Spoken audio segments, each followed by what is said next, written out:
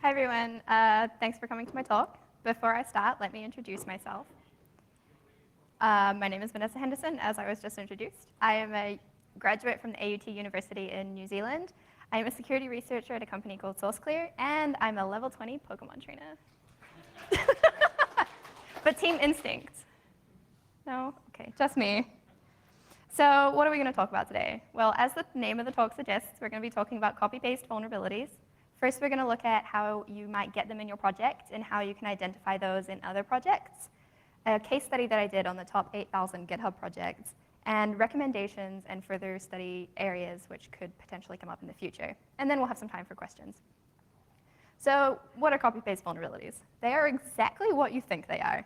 They are where people have taken a vulnerable dependency or a slice of code that has a vulnerability in it and has taken it and copied it into their project and used it for themselves.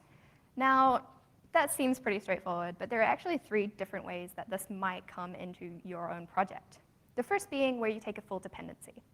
So say I have my project, and in my project, my index calls handlebars.js, which is a front-end library for templating. So you can take values from the back and send them to the front through templates. And I don't want to call a package manager because I don't want to have to connect to the internet for the CDN or to install my packages. So I take this class and I just take it directly into my project. Now, I didn't realize at the time that this was a vulnerable piece of code, and now my entire project is vulnerable. The second way is through code snippets. So I know we are all very guilty of this. When you can't figure something out, you just don't know how to do this one piece, and so you start Googling it. You find an answer on Stack Overflow, or you find an answer on GitHub, where someone else has implemented the same thing you want to do. I mean, I'm sure you've all heard the saying, why do it if someone else has already done it? So here I'm trying to generate a random integer to use as an ID, and I didn't know how to generate a random number. And so I take math.random to do this. But at the time, I didn't know that math.random isn't actually true random. It will repeat eventually, and therefore I could get collisions of my ID numbers. And therefore, my ID.java is now vulnerable. But this is not the only type of code snippet that might be copied. Another common one is regular expressions. So regular expressions can be used to match slices of text against a format that you want. So this one here is designed to have a 24-character string, which has characters 0 through 9 or A through F. But if this is in Ruby, unfortunately, the top hat and the $sign don't actually indicate the end of the string. It only indicates a new line, which means that if you do put a string in with a new line halfway through, well, you can be vulnerable to XSS. The one you're actually looking for is this one here.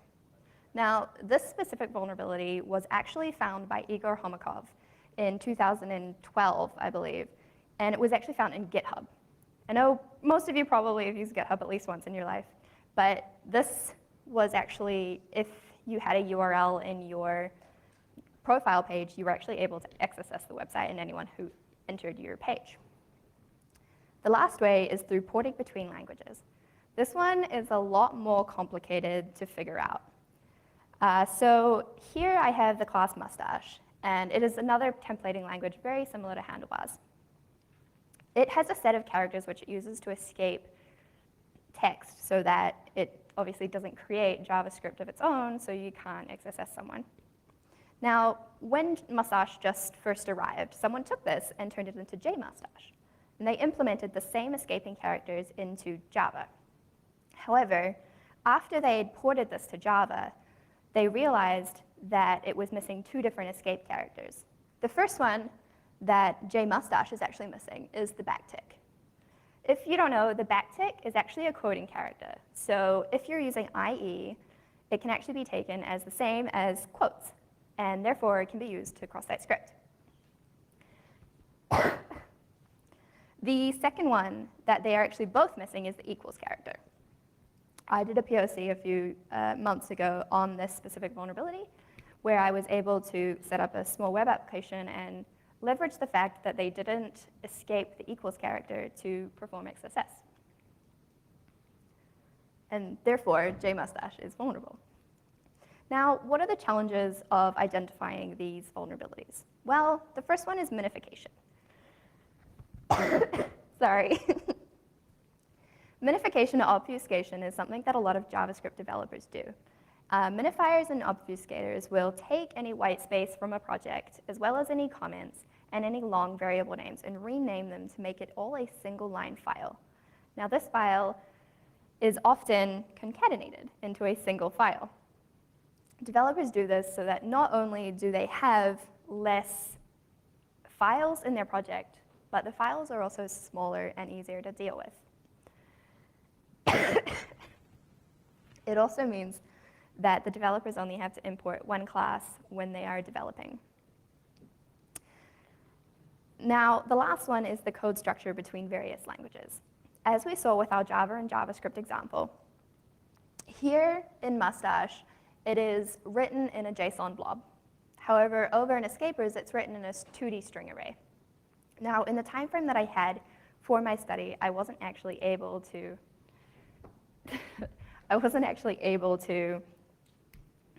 find a way of identifying these different codes. Sorry.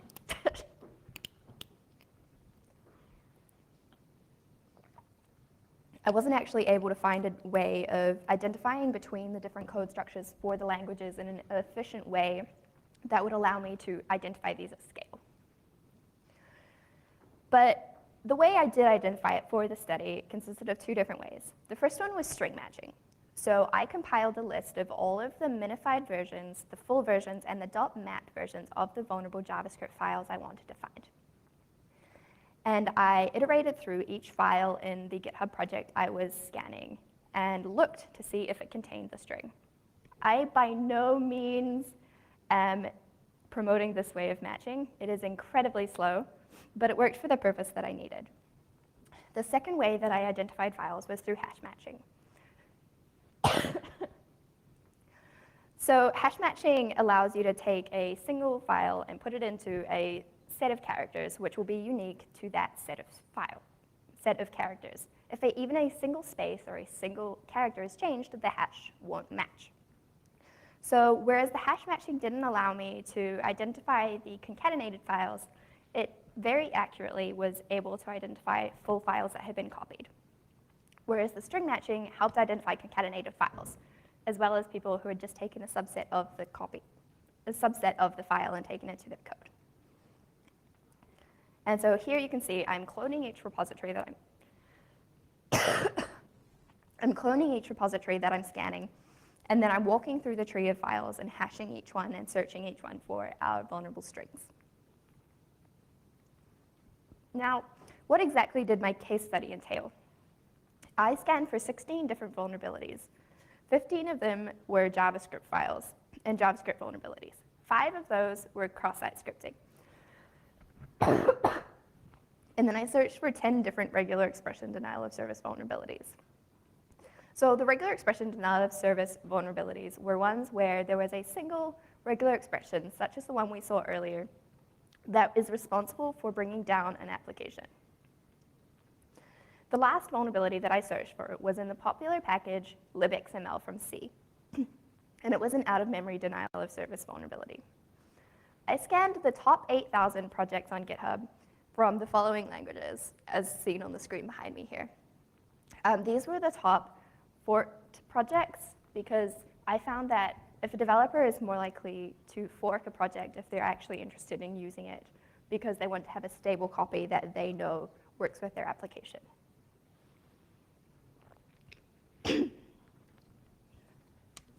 So what were the results of our case study? We found that out of the 8,000 projects that we scanned, there was over 600 which contained a vulnerable file. Now, if you think about on GitHub, there is 2.2 million projects that is growing by the day. And if you take this ratio and apply it to all of GitHub, there is 165,000 different projects which could contain a vulnerable file. Now, that's insane. And I only scanned a very small subset of GitHub. Can you imagine if someone used the BigQuery GitHub that has just been released and tried to find copy-paste vulnerabilities? It could be insane. But we didn't want to just stop at vulnerable files. We went one step further. We went and found vulnerable methods. What is a vulnerable method, you say? Well, the concept comes from if you're not using the exploited code, then you're not vulnerable. The same way if you're a vegetarian. If you're eating the pizza on the screen behind me, if you're eating the cheese half, then you're not eating meat. Whereas if you're eating the pepperoni, well, then you're eating meat. So if you're using the vulnerable method, which is the meat, then you're vulnerable. Obviously, vulnerable methods are not 100% accurate, but it definitely gives you a better sense of whether you're vulnerable or not. There are ways which you can circumvent the vulnerable methods analysis, such as if you've implemented in your code a way of circumventing it. So if you have your own escaper as well as using the handlebars escaper, then you might not actually be vulnerable. So how do you go about identifying a vulnerable method? The first thing we do is identify the root cause of the vulnerability, the vulnerable method. So this is the method which uses the regular expression, or the method which has math.random in it. And then from there, you find all of the call chains which could possibly reach that vulnerable method. For example, in the one on the screen here, you've got A, B, and D, which all can lead back to the vulnerable method. But if you're just using method C, then you're in the clear. I mean, it doesn't mean that you can't be vulnerable in the future because you still have the vulnerable file, but it's not as critical because you might not be able to be exploited right at this moment. And then once you've identified the different call chains that might come back to the vulnerable method, then you can look at your project and see whether they're calling those methods. And so what happened after that? We had 42 different disclosures that I will show you some in a minute. But first, let's actually see whether this is possible. So one of the projects that we found was vulnerable was Adam P's Markdown here. That is, just as the name suggests, it's a Markdown renderer. And it was vulnerable to one of the regular expression denial of service vulnerabilities that we were looking for. And so here I've got a demo. This is their website where they actually have a live version of the Markdown renderer working at the bottom of the page. So before I actually start playing around with it, I'm just going to click on some of the links down the bottom so that you can see that the website is currently functioning. Great, it opens a Markdown sheet. Perfect. So I'm just going to remove this text here because I'm not caring about that, and switch over to my other screen where I have a vulnerable string. It's a lovely flames, flames ASCII art. So I'm going to copy that, and I'm going to put it into our text editor. As you can see, nothing appears on the screen, so it's clearly not rendering it as it's supposed to. And even worse, now when I try and click the links, nothing happens. So the website has crashed, and I almost crashed my computer doing this demo because it kept trying to render it. So I'll just let that play through again, just in case you missed it the first time.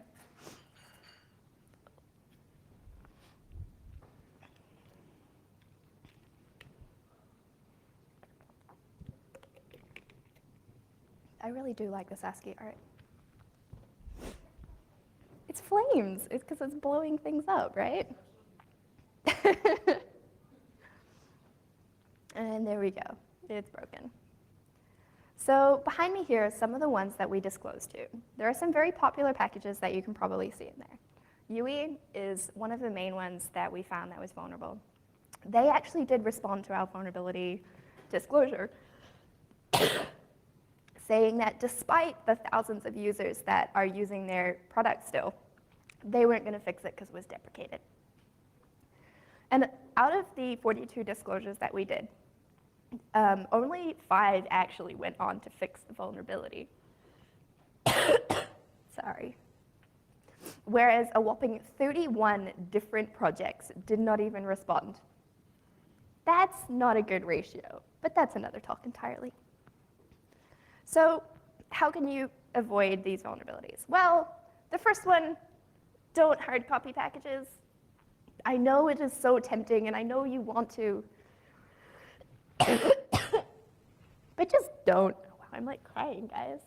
I'm very passionate. The second one is, well, use a package manager. I know it might not seem like a great idea at the time, but package managers allow developers to put deprecated warnings. So for example, one of the regular expressions we were looking for was in this mini-match package.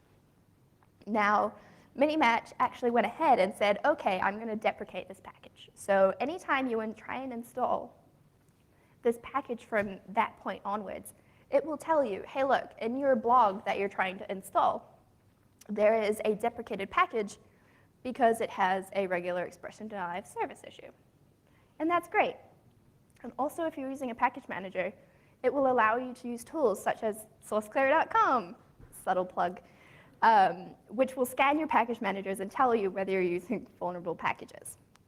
And lastly, how could this study be taken and made better? Well, cross-language identification. I personally didn't have the time to correctly identify between different languages, all of the different types that you might take them to. I mean, the one that we looked at in Java took JSON and put it into a 2D array. But who said it had to be a 2D array? It could be a linked list. It could be a number of other things, a map. And I didn't have the time to identify all of the ways that they could be converted. The second one is a transitive copy-paste vulnerability search. So all of these ones I identified, I only stopped at that point. I didn't go and find the packages which use those packages that I identified as vulnerable. This could be an exponential search, which could actually return so many more things than any of us could imagine at this point. And lastly, does anyone have any questions? Or if you have any questions for later, I'll be around the conference, or you can contact me on Twitter. I am @thefruitykiwi.